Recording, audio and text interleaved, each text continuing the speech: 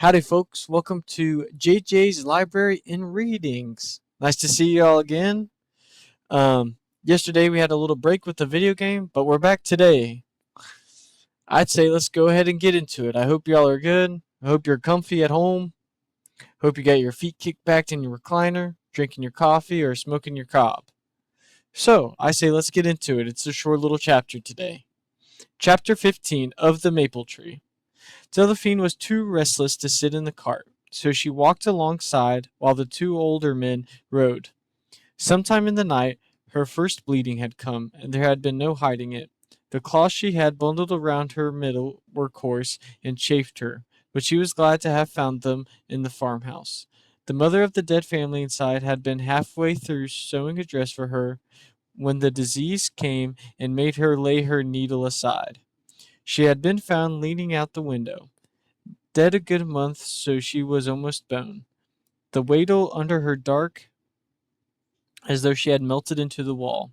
Delphine thought the woman's fever might have made her want air at the end of it. She guessed, too, that the whole family had sickened at once. One small corpse hugged another in the corner opposite, the smaller of them clutching a cloth poppet with the eyes of a snail shell. The mother was already too weak to bury them when they died. And where was the man of the house? Was it the old man in the barn, or was it the woman's father? She guessed it was the father, and that he had been mad before they kept him in the barn. But then it occurred to her that he might have hidden himself there to save his life, perhaps warning away with that rusty scythe, and there lost his mind. And the husband? Was he dead before the plague came, and the war perhaps, or had he run off to save herself? She knew many such stories of betrayal and selfishness from her village, though she also knew stories of great faithfulness and courage. This pestilence cooked away pretense and showed people's souls as surely as it eventually showed their bones. "What are you thinking over there?" Thomas said. Since morning and her embarrassment at discovering the change in her, he had been kinder to her. She wondered how long his good humor would last. "Death," she said. "That's cheerful. Perhaps you'd like to sing us a song about it." She ignored this. "No singing? Maybe you'll dance a merry brawl then. The priest and I grow bored with watching this mule's ass." She wrinkled her mouth, trying not to encourage his vulgarity by smiling at it. Instead, she bent down for a mud clot and threw it, though it sailed well behind and landed in the cart. "Ha!" He laughed at her. "Now that you're a woman, you can't do things boys can do, can you? A boy would have pelted me right between the eyes." She snarled at him and walked faster, cutting in front of the mule. "Now I'll watch the mule's backside, and he will watch yours. Is that your remedy?" She walked faster, letting herself smile now that the coarse night would not have the satisfaction of seeing. On the fifth day since Paris, they camped near a swollen stream, up on a rocky bank that gave them a decent view of the country around them. Thomas and the priest sharpened long sticks to use as spears and spent the last hours of daylight trying to gig a fish in the river. They got only one, and a small one. The frogs they had hunted eluded them easily, sheltering between rocks or hopping into thick river grass, and now mocked them with their buzzing, even song farther down the stream. The girl went to forage in the woods. She returned at twilight with a rusty, hole-ridden pot in which she carried two handfuls of acorns, several walnuts, and a broken horseshoe. "God damn it," Thomas said, gazing at her small cache. "Maybe God would be more generous if we swore less. God starves babies sometimes, and they don't swear at all." Having no answer for that, Delphine found a tree stump and began pounding acorns with a horseshoe. They would make an awful mouth-puckering companion to the two mouthfuls of trout they had each to look forward to, but it would be marginally better than nothing. "Babies go straight to heaven," she said now. Thomas didn't look up from his work, setting river stones to make a fire. "Bad ones don't," he said.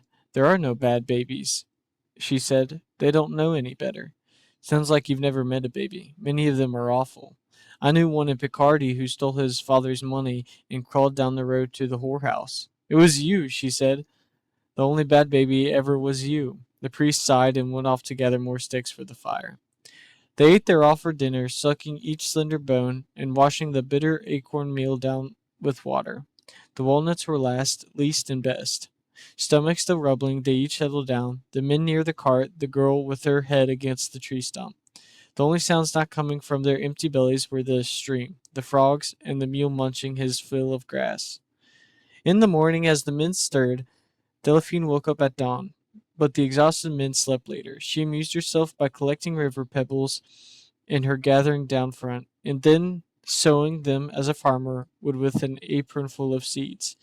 When she was out of pebbles, she took up one of the fishing spears, and holding it butt end down, pretended to stir the rusty pot. The priest sat up, stiff from his night on the rocky ground, and noticed her at her game. "What are you cooking for us, daughter?" he said. "A stew." "Christ, don't start that," Thomas said. "What kind of stew?" the priest asked, secretly happy to needle the night's hunger. "Cabbages and pepper." "Real pepper?" the priest said. "Will the king be joining us?" "Yes," she said, "and all his ministers, but I wasn't done with the stew." "Christ's drowning in shit," Thomas said, putting a straw hat over his face. "Mushrooms and turnips and even pork belly. And shit," Thomas grumbled from his hat. "Don't forget the shit." "What a lovely meal," the priest said. "May I have some?" Delphine nodded gravely, still stirring. The priest got up and held his wooden bowl out so she could pretend to fill it with her stick ladle. He slurped air from a pretend spoon and said, "My compliments. It's perfect." Thomas peeked from under the hat to confirm what he thought he was hearing. Then he replaced the hat, saying, "Jesus wept." Just before they left their camp, the priest found another walnut, which had escaped through a hole in the girl's gathering pot. He found the broken horseshoe, looking around for the stump, but couldn't find it. Thinking nothing of it, he opened the nut against the cart and brought it to Delphine, who did her best to take exactly 1/3 of it. He shared the rest with Thomas, who said, "How can you stuff yourself so? Aren't you full of shit and cabbage stew?" They climbed wearily into the cart and left. None of them noticed that the maple stump against which Delphine had slipped had grown into a tree. Very interesting. And that was a very short chapter.